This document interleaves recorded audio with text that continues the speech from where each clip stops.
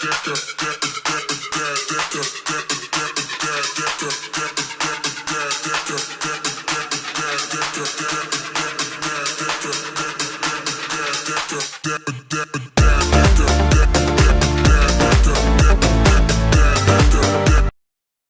1. Customer phoning a company representative to complain about her new purchase. First, you have some time to look at questions 1 to 5.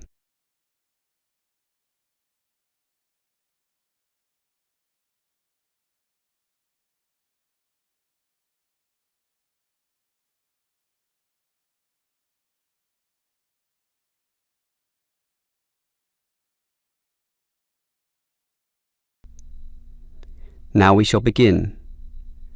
You should answer the questions as you listen, because you will not hear the recording a second time.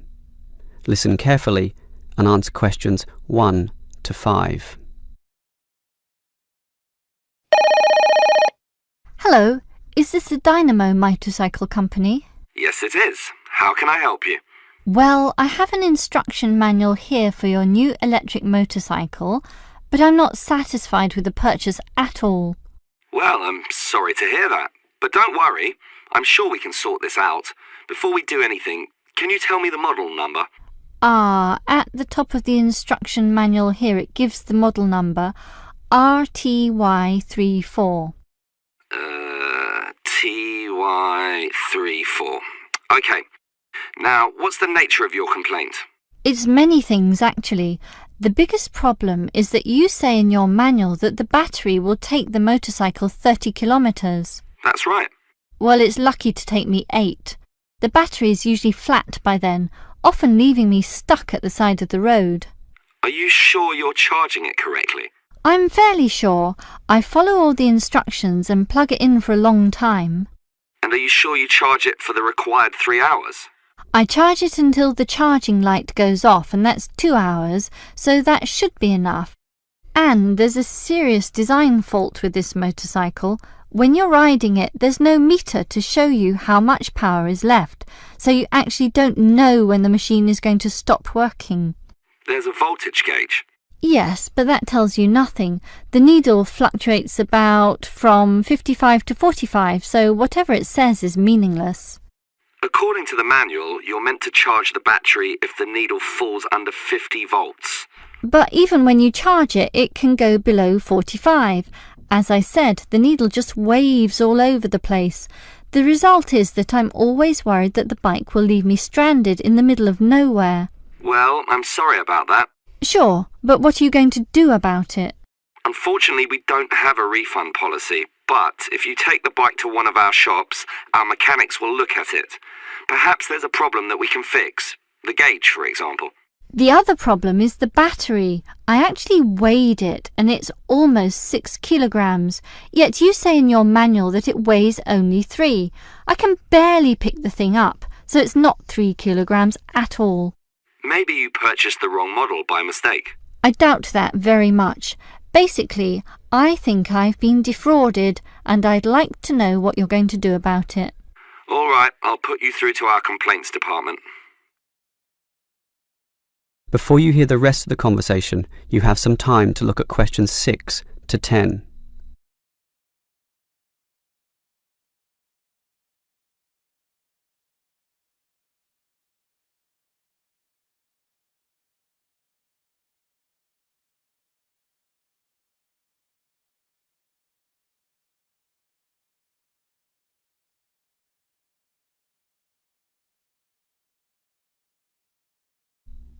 Now listen and answer questions 6 to 10. Hello?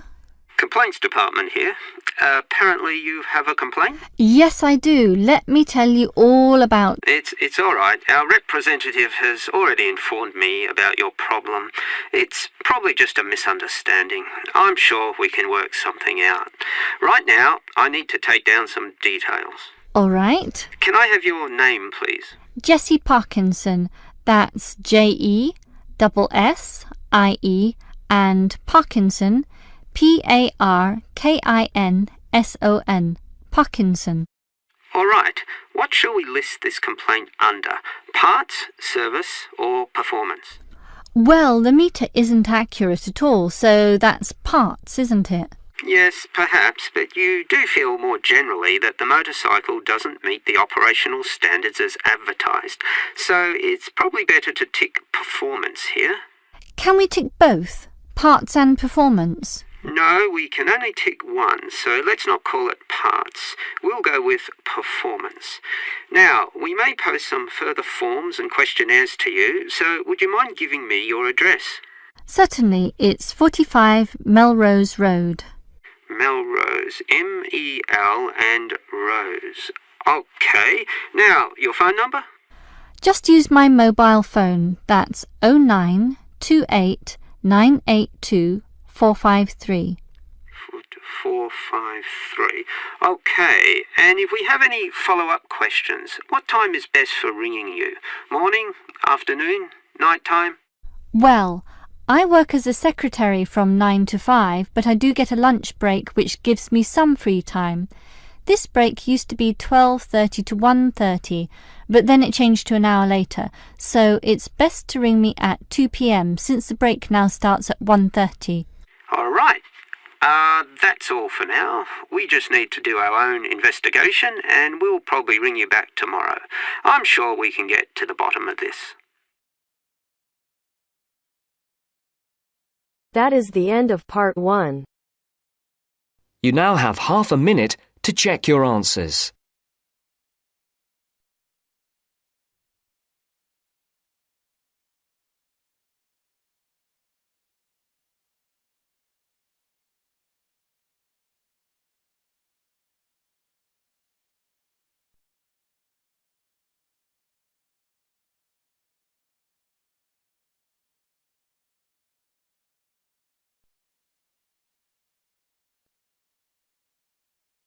Now turns to part 2. Part 2. You will hear an extract from a talk about employment interviews. First, you have some time to look at questions 11 to 14.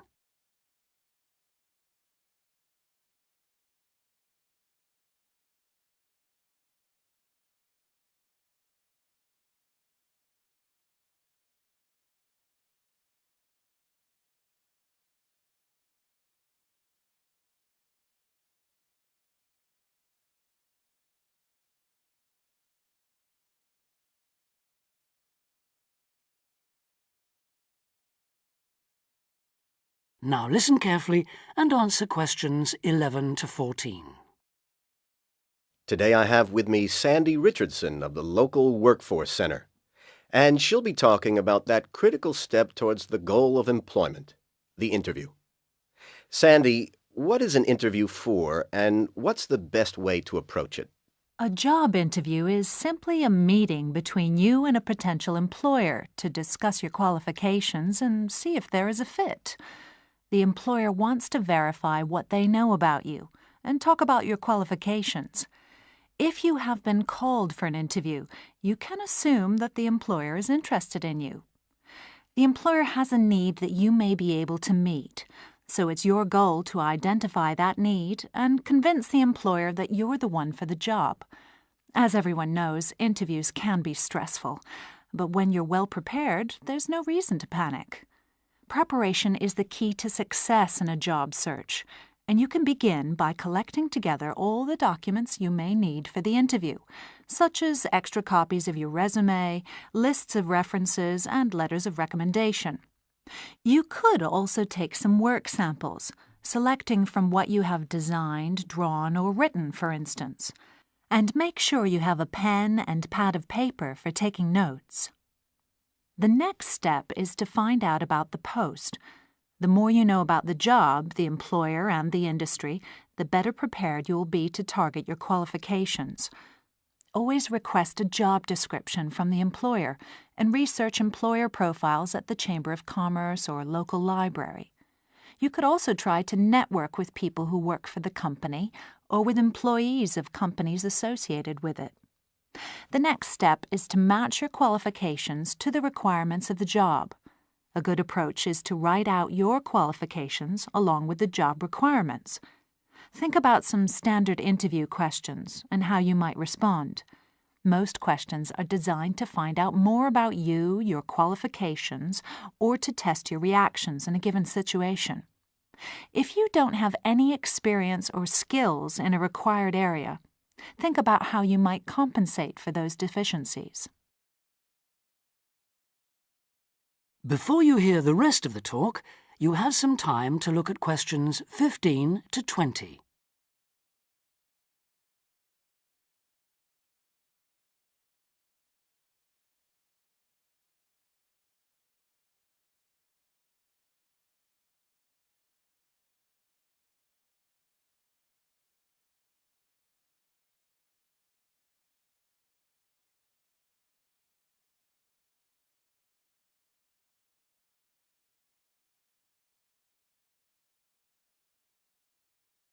Now listen and answer questions 15 to 20.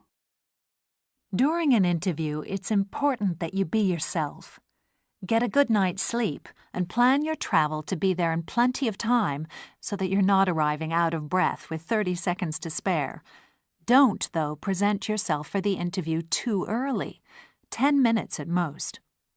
In the interview, listen carefully to each question asked. Take your time in responding and make sure your answers are positive.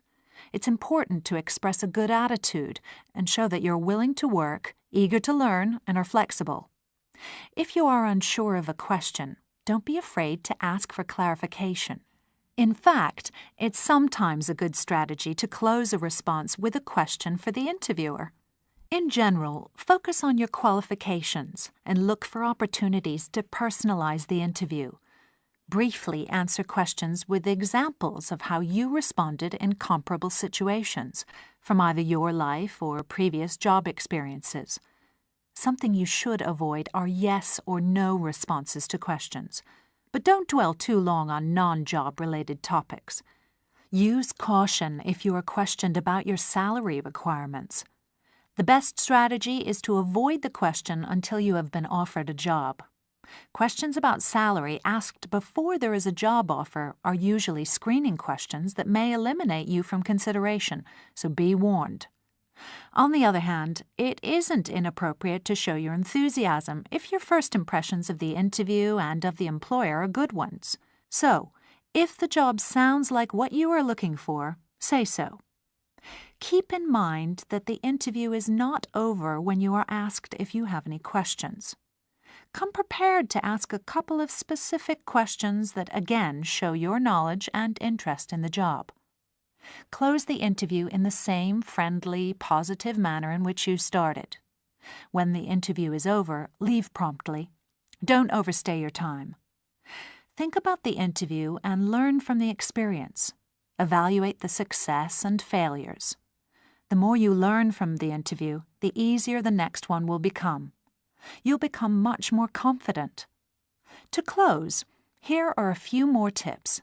First, maintain good eye contact throughout the interview and be aware of nonverbal body language. Second, dress a step above what you would wear on the job. Go to the hairdressers, have a shave, etc. Remember that your appearance is a key indicator of whether you have the right attitude, so it can pay to give some thought to how you look. And finally, don't be a clock watcher. That is the end of part 2. You now have half a minute to check your answers.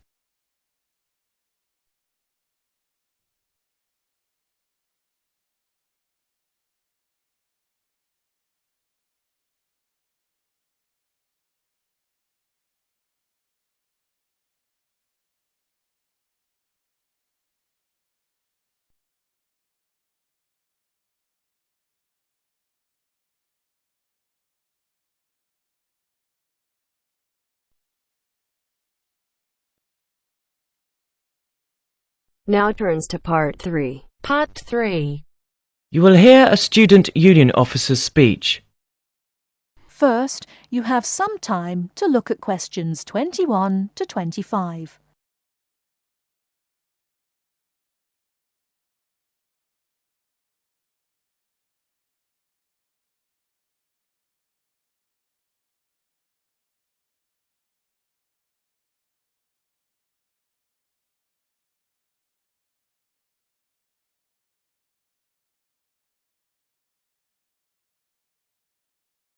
Now listen carefully and answer questions 21 to 25.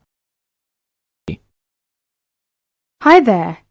May I wish you a very warm welcome to Ealing College, and more especially to the Student Union. The Student Union is run by 4 sabbatical officers, of which I am one. As the President, I am charged with the overall day-to-day running of the Union itself, according to established policies within the Constitution. We also have a brilliant staff team who'll help us, and you'll meet them when you have 5 minutes to drop in and see us.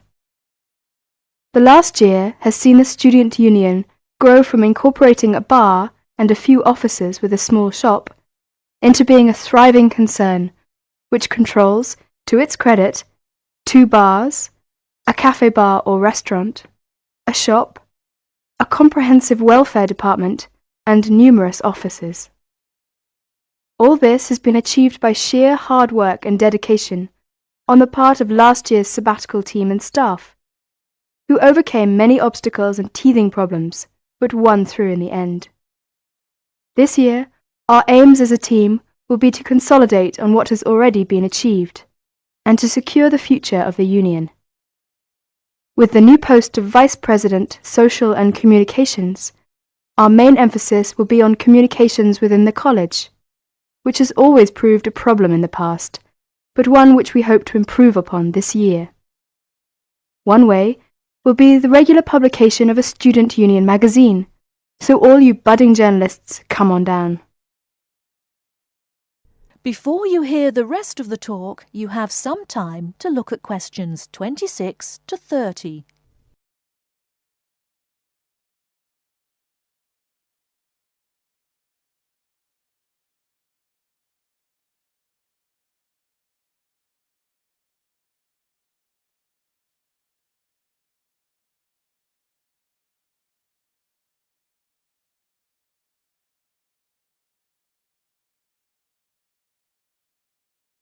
Now listen and answer questions 26 to 30. We are very aware that a lot of you have never had any contact with student unions before, and don't know what they are or what they can do for you. So basically, here's a quick rundown. If you have any problems at all, either when you start college or throughout your time here, don't hesitate to drop in the SU office in the North Building and see Pat, our office assistant. She will be able to help you with most of your day-to-day general inquiries, or if she can't, she will direct you to one of our staff who can. Myself and the other 3 vice presidents are here every day, and if you need to see us, just fix a time with Pat, and we'll be only too happy to help you. By the way, queries or problems can range from a late grant check, finding a place to live and academic matters, right through to the best places to eat, directions to the bar, or somebody blocking you in the car park. We'll give anything our best shot.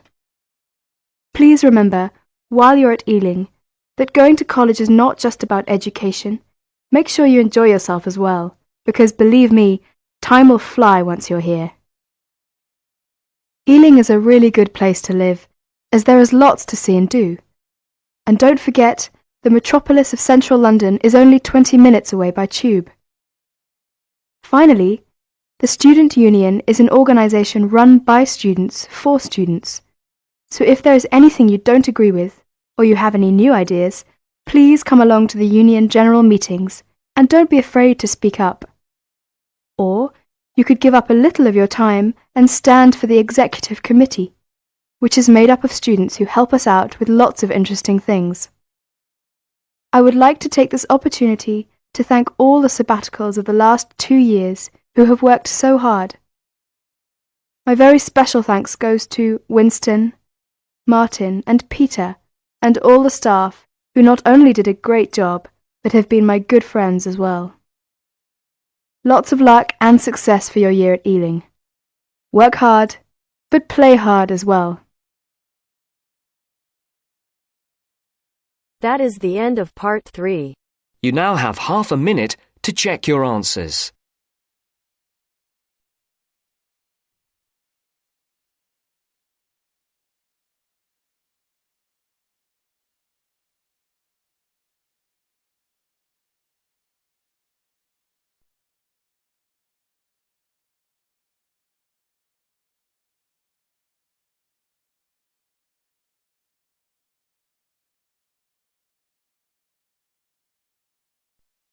Now turns to Part 4.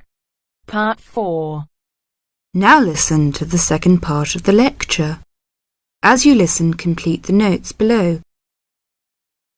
First, you have some time to look at questions 31 to 40.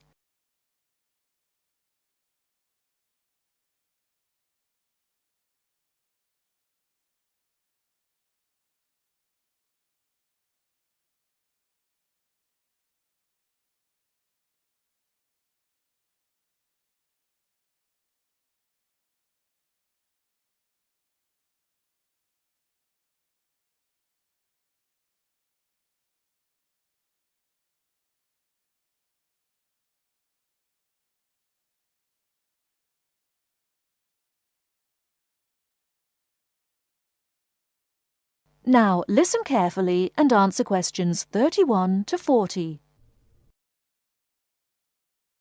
Many typically American characteristics, individualism, self-reliance, informality, punctuality, and directness, are a result of those values mentioned earlier. Other national traits could also be identified, however. 1. Americans cooperate. Although often competitive, Americans also have a good sense of teamwork and cooperate with others to achieve a goal. 2. Americans are friendly, but in their own way. In general, friendships among Americans tend to be shorter and more casual than friendships among people from other cultures.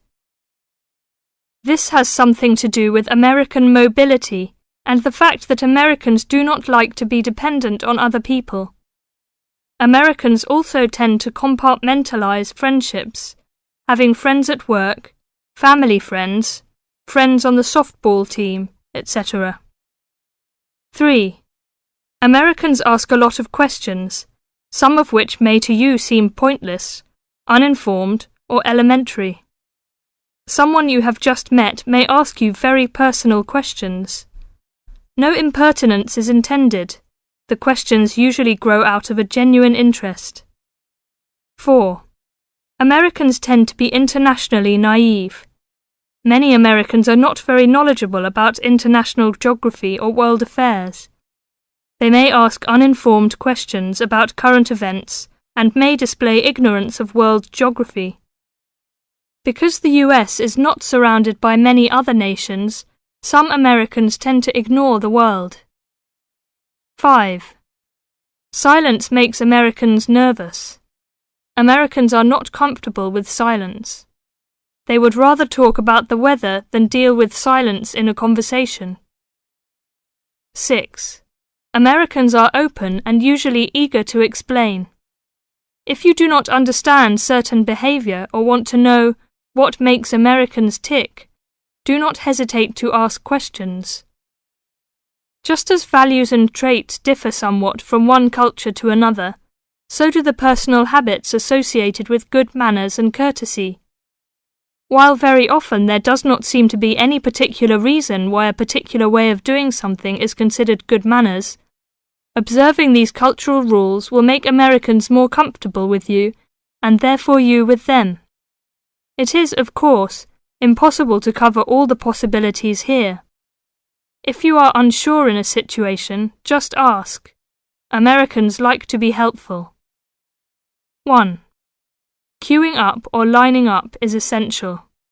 Courtesy requires that you do not push from behind, stand next to the person being helped, or cut into a line. If you should accidentally bump someone, you should say, "Excuse me." 2. Americans blow their noses into a tissue. Spitting, clearing phlegm, or sniffing as from a cold are considered rude. 3. It is considered poor manners to slurp, chew noisily, or open your mouth while chewing. 4. Questions are seen as a good way of getting acquainted, but questions about a person's age, financial affairs, cost of clothing or personal belongings, religious affiliations and sex life are considered too personal for questioning, except between very close friends. 5. Men generally do not hold hands or link arms in public with other men. This is somewhat more acceptable between women and quite common between men and women. Now, a few words about personal safety. Unfortunately, in the US, one must be aware of crimes. It is wise to be especially careful until you are familiar with the community in which you live. Remember that good judgment and common sense can significantly reduce chances of having an unpleasant and perhaps harmful experience. Basic safety rules include the following. 1. Do not walk alone at night. 2. When you leave your room, apartment, or automobile, make sure that all doors are locked and all windows are secured. 3. Do not carry too much cash or wear jewellery of great value. 4. Never accept a ride from a stranger. Do not hitchhike and do not pick up hitchhikers. 5. Be careful of purses and wallets, especially in crowded metropolitan areas where there may be purse snatchers and pickpockets. 6. If a robber threatens you, at home or on the street, try not to resist unless you feel that your life is in danger and you must fight or run away. Give up your valuables as calmly as you can and observe as much as possible about the robber to tell the police when you report the crime. A final note. Keep an open mind. Don't judge what you see as right or wrong, but make it a challenge to try to understand the variety of American behaviours which you may observe. You certainly do not have to participate in something you disagree with, but you can try to understand it.